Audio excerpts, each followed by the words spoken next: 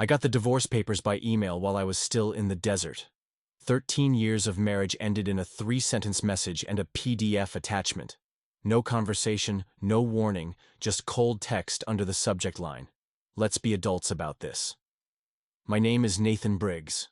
I'm 42 years old, Staff Sergeant with the 82nd Airborne. I'd been deployed in Kandahar for 4 months when my wife Becky decided she was done waiting. By the time I opened that email, she'd already filed the paperwork, emptied our joint accounts, and moved a man named Jeremy into our house in Spokane. I read it twice. Then I closed my laptop, took a shower in the communal stall, got dressed, and reported for my shift like it was just another day. I didn't say a word to anyone. That night, back at my bunk, I typed a 1-word reply. Understood. Wilson, my bunkmate, looked up from his book. You good, man? Yeah, I lied. Just some stuff back home. He nodded, and that was it. In the military, we don't push. We know when to leave each other alone. The truth? I wasn't even shocked. The signs had been there long before I left. 6 months before deployment, Becky had started changing, subtly at first. She stopped asking about my day, claimed she was working late more often at the dental office, started hitting the gym regularly but never seemed to sweat, bought new clothes, had new friends I never met, changed the passcode on her phone. I didn't confront her. That's not who I am. But I wasn't blind either. So I made moves. Quiet ones. Precautions. Not revenge. I rented a storage unit across town and locked away the important stuff. My birth certificate, our marriage license, the deed to the house. Technically in my name alone, thanks to the VA loan. I tucked away my grandfather's watch and my mom's old silver. The kind of things that actually mattered. I opened a second bank account at a different branch and started diverting a portion of my paycheck there. Not a lot. Just enough that if things went south, I wouldn't be starting from zero.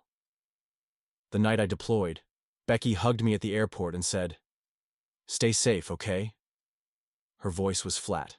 Her eyes were dry. Like she was saying goodbye to a coworker, not her husband heading to war. I should have known then. But I still held on to hope. And now, that hope was gone. She was gone. But what she didn't know, what she never understood, was that I never start fights. I just finish them. I met Becky at a barbecue back in 2010. I was between tours, crashing at my buddy Jason's place in Spokane. She was finishing up nursing school, ended up working admin at a dental practice instead. Said it was less stress. 8 months later, we were married. She used to say she was proud of my service, though I knew she didn't really get it. Her dad was a bank manager, her brother a pharmacist. No military in her family. She'd ask me, "When are you going to get a real job?" Not realizing the army wasn't just something I did. It was who I was. It was the one place I ever truly belonged. In 2014, we bought our house. 3 bedrooms, small yard, quiet street. The mortgage was in my name only, but I added her to the deed. That's what married people do. They share things. My dad died a year after our wedding. Heart attack while shoveling snow. My mom passed 3 years later, lung cancer, despite never smoking a day in her life. They left me a modest inheritance, enough to pay off our student loans and build a safety net. I deployed 4 times during our marriage, twice to Iraq, twice to Afghanistan. And each time I came back, Becky seemed more distant, like she was playing a role she no longer wanted. "I didn't sign up to be a military wife," she told me once when I mentioned re-enlisting for another 4 years. "I'm tired of being alone all the time." I understood. I really did. But I was good at what I did. I had a purpose. People counted on me. And honestly, the army made more sense than marriage ever did. In 2019, the cracks started showing. More late nights. More irritation when I called. Her friend Melissa divorced her husband and was suddenly living her best life. And Becky started saying we had nothing in common anymore. I brought up counseling. She said we were fine, just a phase. But then came the gym membership she barely used, the weekends away, the new clothes, the new passwords, and I didn't say a word, because my dad taught me to think before I speak. to act only when I was sure. So I watched, and I prepared, because my gut told me something was coming. And in the army, when your gut talks, you listen. 2 weeks after that email, I was in the mess hall eating cold eggs when my phone buzzed. Notification from the bank. Another withdrawal, $88,500. I froze, fork in midair. Opened the app. Our joint account balance, $22.37. Our savings, the $47,000 we'd spent years building, gone. Transferred to an unfamiliar account. I locked my phone. Murphy, sitting across from me, looked up. Bad news? Just account stuff, I said. That night, I called the bank from the comm center. The rep confirmed it. Becky had been transferring money for weeks. Small amounts at first, then big ones. The heavy withdrawals started the day after I deployed.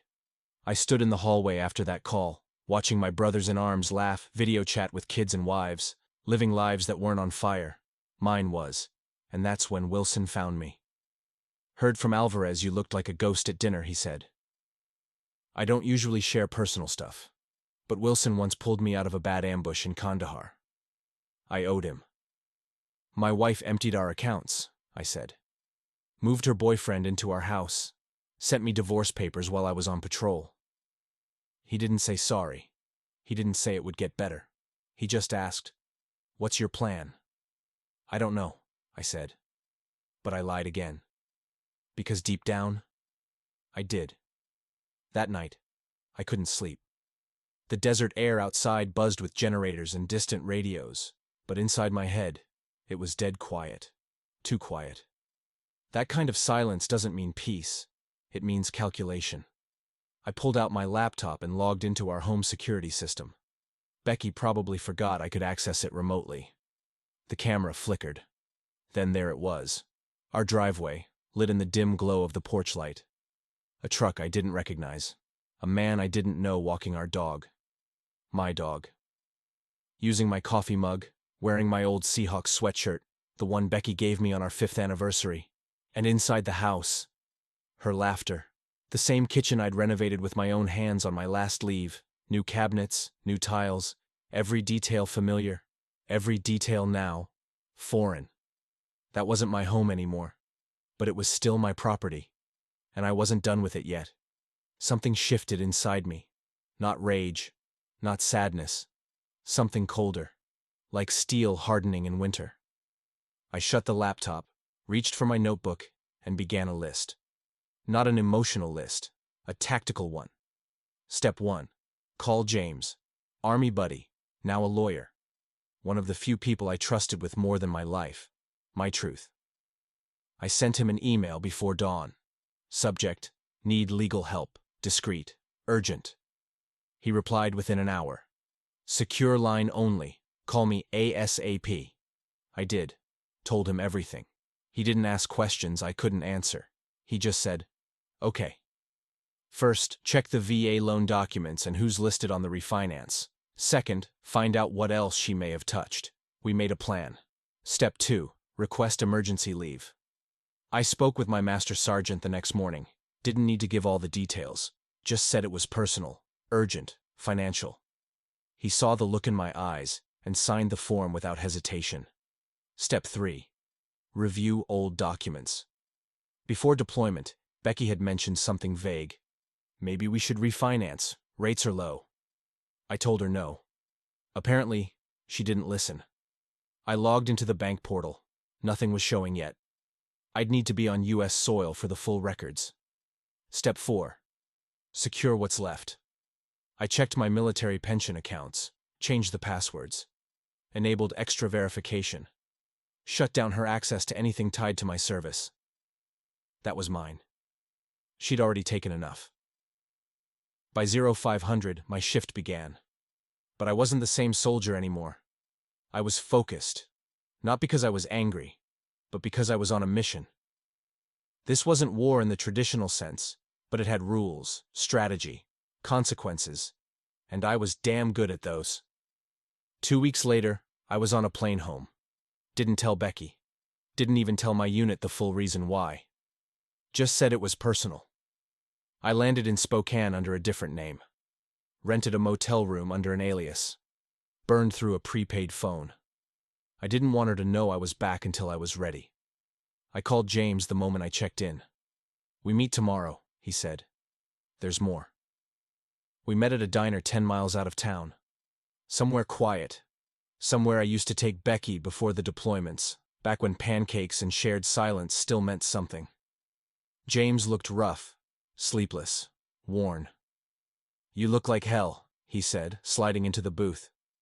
"Feel like it," I answered. He slid a folder across the table. "Everything we discussed, plus this." He pulled out a second sheet. Refinance application. With my signature. Except it wasn't mine. Not quite. "She forged it," I said flatly. He nodded. "Used the equity to pull out $330,000. I clenched my fists. "And get this," he continued, flipping to the next page. "She listed her boyfriend Jeremy as a co-applicant." I looked up. "Did you know he has 2 DUIs and a fraud conviction from 2019? "No," I said, "but it tracks." James leaned forward. "You want options?" "I want what's mine," I said. "And I want her to learn that actions have consequences." He smiled slightly. "Then here's what we do." The next day, I drove past our old house. Her boyfriend's truck wasn't there, but Becky's car was in the driveway. I parked 2 blocks down and watched. Thought about walking up, knocking on the door, saying something. Anything. But that wasn't the plan. Instead, I went to the bank. Met with the loan officer who'd approved the refinance. Showed him my ID, my actual signature. Then handed him a copy of the forged documents. His face drained of color. "I'll need to report this immediately," he said. "I already have," I told him. "To the police." That night my burner phone buzzed. "Becky. Who have you been talking to at the bank? Jeremy said someone was asking questions." I didn't respond. I didn't have to. The next day, I filed formal paperwork at the county clerk's office, contesting the refinance on grounds of forgery, freezing the property, no sale, no transfer, no lien, without my express consent. By noon, it was official. That afternoon, Becky called. I let it ring to voicemail. "Nathan, we need to talk. The bank called about the house. What are you doing? If this is about the divorce, we can still discuss things like adults." I stared at my screen. Like adults. Same words from her original email. I hit delete. That night, James called again. "They froze the refinance funds, and there's more." I waited. "Your truck, the one in your name?" "Yeah." "Jeremy got pulled over in it. Suspended license. 2 prior DUIs. They impounded it?" I asked. "Yep." "Good." James cleared his throat. "Also, they found something in the glove box." "What?" "Prescription pads. From Becky's dental office. Not blank." I froze. "She's been stealing them?" I asked quietly.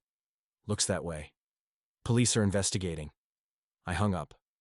Sat on the edge of the motel bed, my thoughts spinning. This wasn't just divorce. This was fraud. Forgery. Federal crime. I wanted to call Becky. To warn her. But then I remembered that man in my sweatshirt. The camera footage of her laughing in the kitchen I built. My name on documents I never signed. Number. This was the path now. And I wasn't turning back. The motel room was quiet that morning. Too quiet. Outside, Spokane stirred awake. Early buses, barking dogs, someone's radio playing classic rock through a cracked window. But in my room, all I heard was the hum of strategy taking form. I opened my laptop. Security feed. Active. Front porch. Living room. Kitchen. All synced to cloud storage. I'd installed the cameras a year ago, mostly for peace of mind. Becky never asked about them. I guess she forgot. Her mistake? My advantage. At 10:24 a.m., a truck pulled into the driveway. I recognized it now. Jeremy's. He got out like he owned the place, carried a gym bag, wore that same smug grin I'd seen in the footage, like he was invincible. 30 minutes later, my phone buzzed again. Another withdrawal. $14,600. The same refinance account I had flagged at the bank. The funds should have been frozen, but they weren't, not all of them. I grabbed my keys. The bank fraud investigator's name was Thompson, middle-aged, coffee stain on his tie. Looked like he'd seen too many cases just like mine. "This happens more than you'd think," he said, flipping through papers. "Spouse deploys, other spouse sees opportunity." I didn't smile. "What happens now?" "We've frozen most of the refinance funds," he said. "But there's a problem. Some of it's already been moved." "How much?" "About half." I leaned forward. "Where did it go?" Thompson hesitated. "I'm not supposed to share that?" "It's my house. My name was forged. My money was stolen." He studied me for a long second, then slowly turned his monitor toward me. A list of transfers, all labeled Consulting D. Spencer. "Daniel Spencer," I read aloud. "Who the hell is that?" "Not my department," he muttered. "But you should ask your lawyer to subpoena these records." I was already dialing James as I walked out. "Daniel Spencer," I told him. "Find out everything." He called back within the hour. "Spencer's a real estate agent," James said. "Specializes in fast cash deals. No inspections, no waiting. He gets homes sold quick." I felt it hit me like a punch to the gut. "She's trying to sell our house." "That's what it looks like. The $14,600? Likely earnest money. Spencer's way of prepping the listing." I sat down on a park bench, my hands shaking, but not from fear, from fury, from clarity. "This wasn't just Becky leaving me," I said. "This was a setup." James's voice dropped. "There's more. Spencer and Jeremy, they've closed 3 deals together in the last 2 years. I didn't respond. "You're not the first, Nathan," he said. "I've been digging. Jeremy has a pattern. He targets women going through divorce, especially military wives." "How many?" 3 confirmed, so far." Silence. "Becky might be a victim," James added. "Or maybe she's in on it." That night, I sent everything we had to the FBI's Financial Crime Division. James had already contacted an agent, Patel. "They're interested," he told me. "VA loans, forged federal documents, interstate fraud.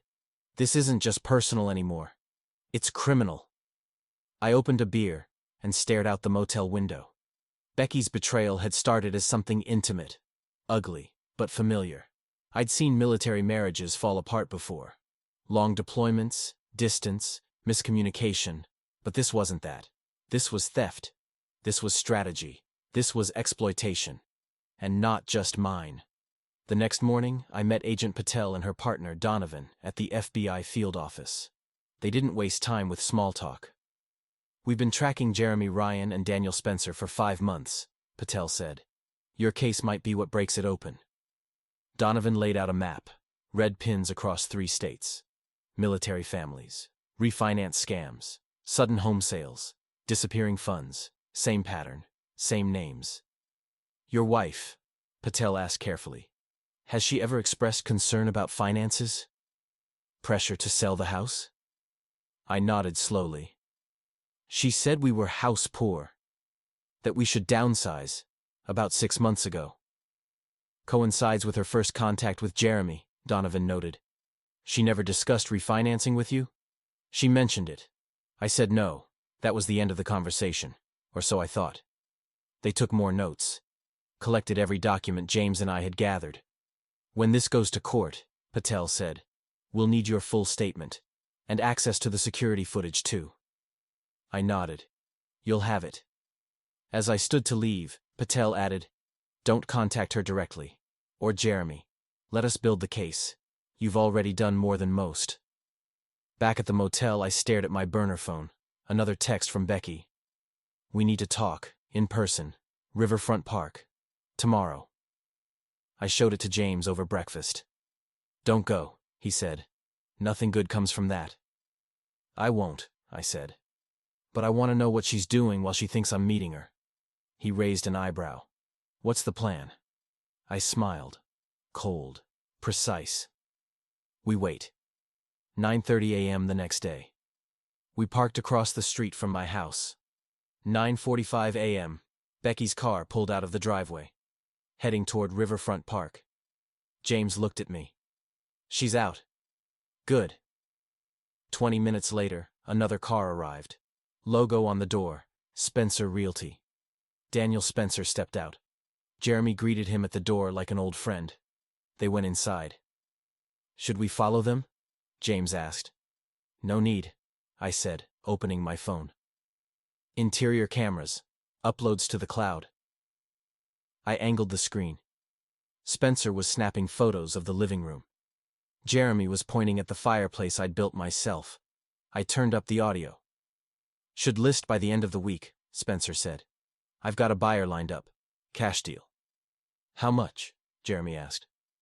List at $470,000. He'll offer $420,000. Everyone wins. What about the husband? Jeremy asked. Becky says he's making noise, Spencer replied. But these military guys, they make threats.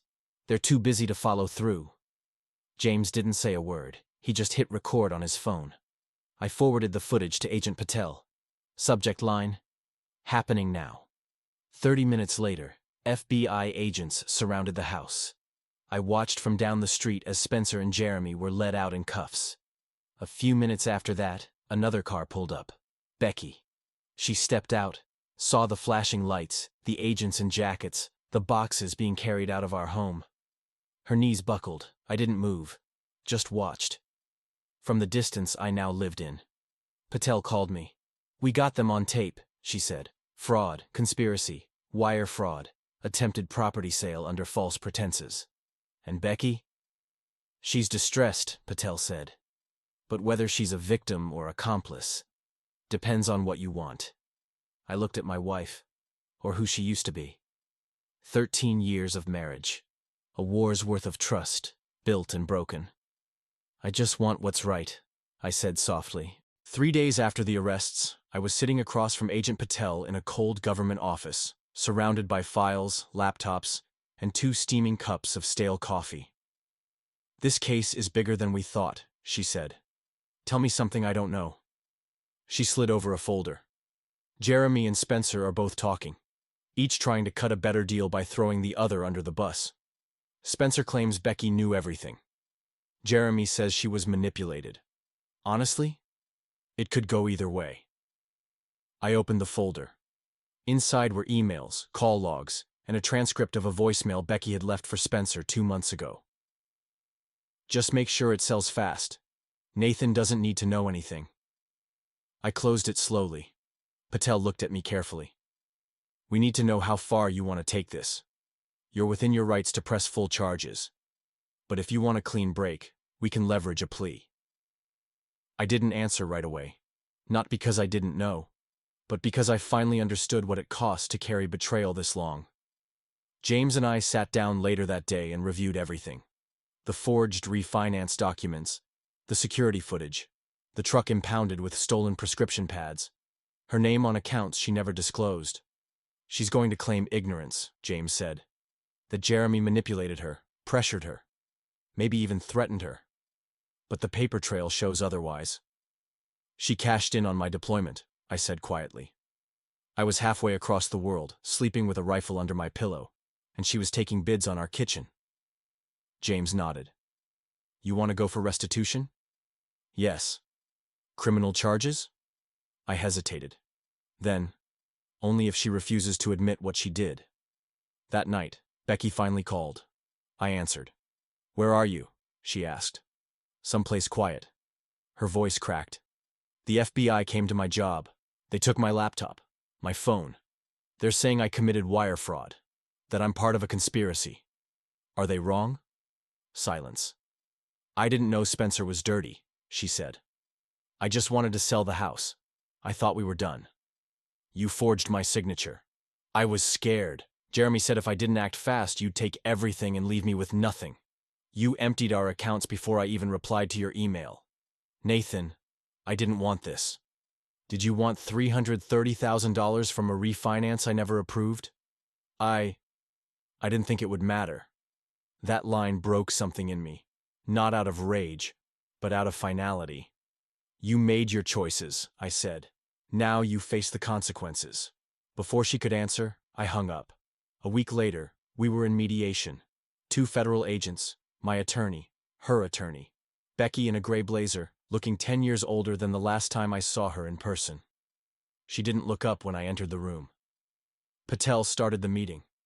The Department of Justice is willing to offer a settlement, full restitution of the stolen funds, forfeiture of any claim to the property or Mr. Briggs's military pension. In exchange, Mr. Briggs agrees not to pursue criminal charges against Ms. Briggs. Her attorney leaned forward. And the forgery? A written and notarized confession, Patel said. We keep it on record. If she violates any part of the agreement, we reopen the case. James added calmly. That includes contact. If she attempts to threaten, manipulate, or interfere with Mr. Briggs's assets or life in any way, this deal is void. Becky finally looked at me. There were tears in her eyes, but not the kind that come from heartbreak. These were survival tears. I accept, she whispered. 3 months passed. The paperwork was finalized. I kept the house, but I didn't stay. Too many ghosts in those walls. I sold it. Used the money to buy a cabin near Missoula. Remote, quiet, clean. The kind of place Betrayal couldn't reach. The kind of place where the only footprints were my own. One afternoon, James called. Jeremy got 8 years, identity theft, conspiracy, wire fraud. And Spencer? 12. I exhaled slowly. Good. There's more, James added. The FBI confirmed. Your case helped connect the dots in at least 11 other frauds. Other servicemen. Other homes. I didn't say anything. Didn't need to. Sometimes justice is silent. A week later, I got a letter in the mail. No return address. Just a name at the bottom. Angela Ruiz, Fort Worth, Texas. My husband is in the Navy, the letter began. We almost lost our home. Same scheme, same people. But thanks to your case, the FBI intervened in time. We kept our house. We kept our dignity. She ended it with 6 simple words. You saved us. Thank you, Nathan. I pinned the letter on my fridge. Read it every morning before heading out with my dog, Scout. Some mornings it made me smile. Some mornings it made me cry. But every morning it reminded me, I wasn't just someone who got betrayed. I was someone who fought back. It had been 4 weeks since the plea deal was signed. Becky had moved back to her hometown in Oregon, according to James. Lost her job at the dental office. Listed as cooperative but involved in the official FBI report. Her name would never be cleared completely. I hadn't spoken to her since the mediation. Didn't plan to. There was nothing left to say. But silence has a way of growing teeth. One morning I was buying screws and lumber at a hardware store outside Missoula when an older man at the checkout counter said, Hey, you're that army guy, right? From the news? I froze. Briggs, isn't it? My brother's in the Guard. Said you helped take down some scumbag defrauding vets. I nodded slowly. That's me. He reached out his hand. Hell of a thing you did, standing up like that. We shook hands. It should have felt good, but it didn't. Because every compliment was a reminder of what I lost, of what I never saw coming. Scout barked from the back of my pickup. We drove home in silence, the cabin peeking through pine trees like a forgotten memory. Out back, the creek still ran, steady, low, cold. That night, I opened my laptop. Typed Becky's name into the search bar. No arrests, no official charges, no news articles with her face or name. Only Jeremy and Spencer took the fall publicly. Maybe that was mercy. Maybe that was strategy. Either way, she had vanished. I started going to group therapy at the VA center twice a week. They called it transition support. I called it breathing practice. I told my story once. One of the guys, Sergeant Caleb, looked at me and said, Damn, you turned a betrayal into a federal case. That's next level. But I wasn't proud. I didn't plan to save anyone, I said. I just wanted my life back. Sometimes, said another vet. That's how the best fights start. One evening, as the sun dipped below the tree line, I got an envelope in the mail, no return address. Again. Inside was a single photograph. Becky, standing on a porch that wasn't ours, hair tied back, no makeup, holding a toddler. On the back, one sentence. You were right. About everything. No name, no explanation. Just that. I burned the envelope. Kept the photo. Didn't hang it. Didn't frame it. Just placed it in a drawer I rarely opened. Maybe the child wasn't hers. Maybe she was babysitting. Or maybe the man she left me for left her too. Didn't matter. The past had already cost me enough. I filled my days with wood, tables, benches, porch swings. The work was quiet, steady, predictable, unlike people. I didn't date, didn't look, didn't want to trust something soft again. Not yet. But I did start showing up to town potlucks, helped a widow repair her barn door, built shelves for the library, even got invited to a 4th of July cookout. Nobody asked about Becky. Nobody asked what I lost, only what I wanted to build next. One night, the sheriff dropped by my place, said the FBI forwarded a formal commendation to local authorities. He handed me a plaque. Simple, heavy, government ugly. For cooperation in dismantling an interstate financial fraud operation targeting U.S. military families. I tucked it under my arm and thanked him. But what I really wanted to say was, this doesn't bring back trust. This doesn't heal the sting of being betrayed while dodging bullets in another country. Still, it was something. Something official. Something that said, you were right to fight back.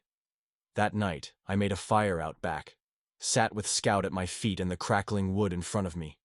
I stared at the stars, listened to the silence, heard no lies in the air, no footsteps behind me, just my breath, just the trees, just the slow, steady truth. That healing doesn't come in thunder. It comes in stillness. And I was learning to be still again. A year had passed. The house in Spokane? Sold. Too many ghosts in the hallway. Too much betrayal in the paint. I used the proceeds to buy this cabin. 10 acres.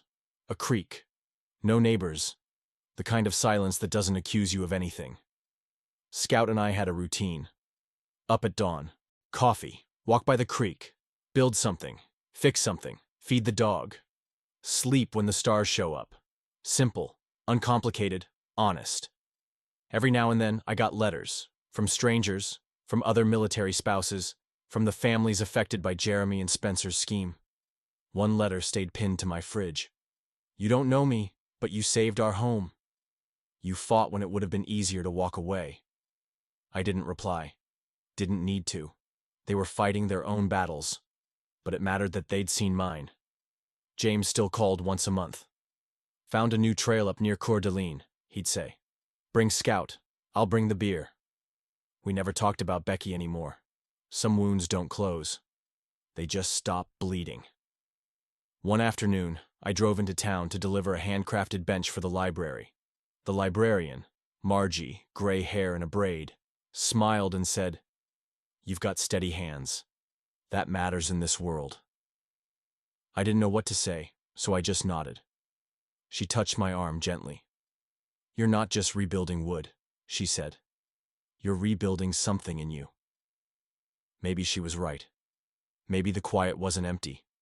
It was healing. That night, I sat by the fire again, Scout at my side, chewing a stick like it owed him money. The flames cracked and danced, and for the first time in a long time, I wasn't replaying the betrayal. Wasn't seeing Becky's dry eyes at the airport. Wasn't hearing the silence after, "Let's be adults about this." I was here, now, and I was whole.